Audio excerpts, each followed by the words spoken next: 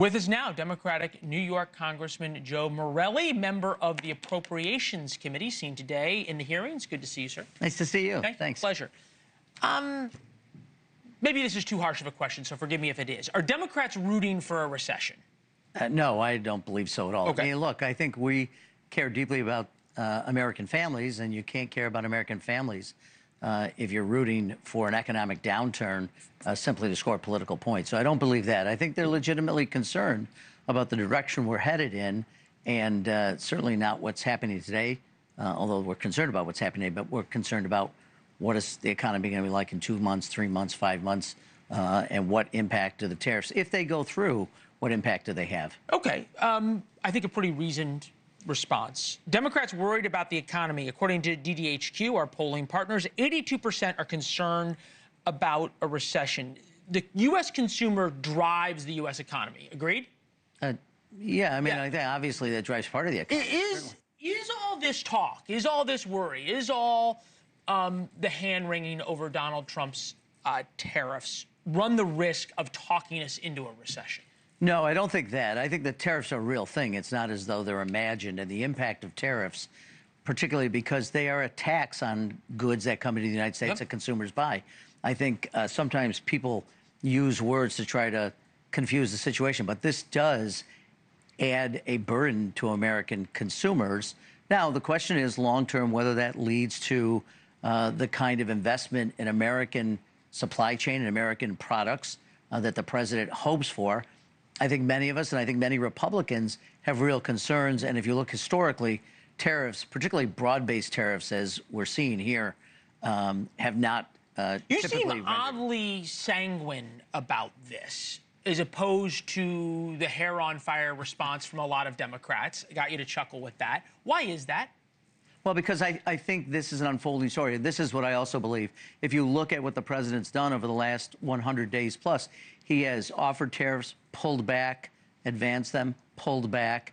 We're now on the clock, 90 days, and we're down to probably about 70, maybe even fewer, where you're supposed to have deals with 154 countries. My guess is he's going to pull back again, because I think he's got to know that when you do this on a unilateral basis, when you make these decisions sort of in the peak of the moment when you're angry or when you have a personal grievance, that's going to lead to bigger costs. And I think he started to acknowledge that over the weekend. I mean, he talked about buying $2 or $3 instead of $30.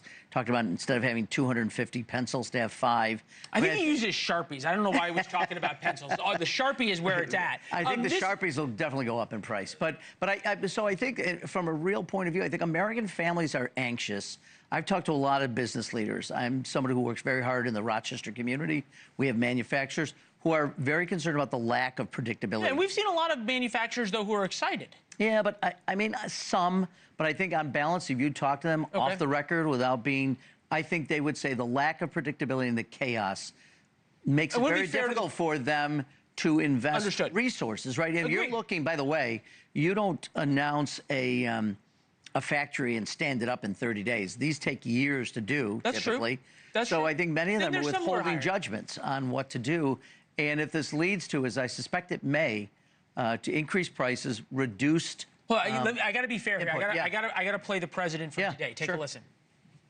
I can announce all of them now. I could announce 50 to 100 deals right now because, you know, I'm the shopkeeper and I keep the store.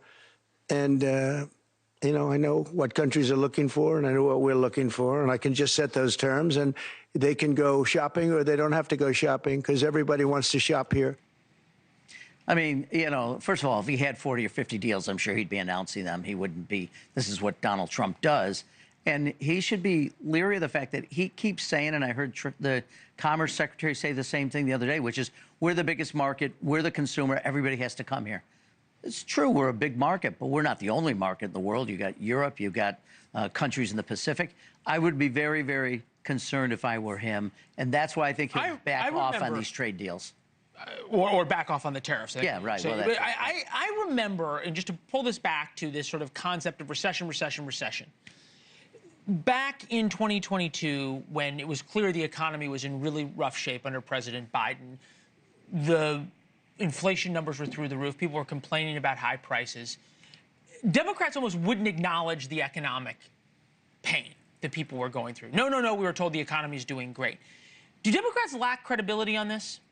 Well, I think, look, I think what's become the modern world is when you're the party out of power, you attack the other side. I think there's real concern here, though. I hear it from constituents without regard to whether Democrats or Republicans. Well, yeah, it's also if the other guys are doing bad, then you don't have to offer anything new, right? Well, that may be the case, but I don't think we can leave it there. I mean, we've got to talk about our vision for making sure we're continuing to build supply chain and jobs here, bring manufacturing back. That's why we did the CHIPS and Science Act, which was bipartisan, to start to build a secure supply chain that's good not only for economic purposes, but for national security purposes as well. And look, the way we are treating our allies right now, if you come from where I do, Rochester, New York, my county alone, $750 million of exports just to Canada, and now that is highly in question. And we see Canadians just over the border who come to spend summers in upstate New York canceling those vacations. We've seen a real impact here.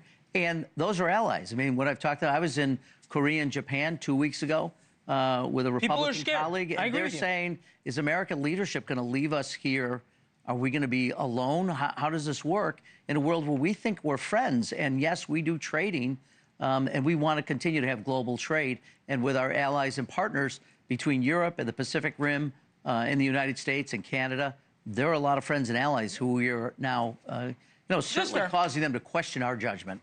I think that's fair. There is a lot of concern around the world on that and at home. It's good to see you, Congressman. Nice to spend time with you. Yeah, thank you. You as well. Thank you for watching. Subscribe below and download our NewsNation app right now on your phone, and you will get fact-based, unbiased news for all Americans.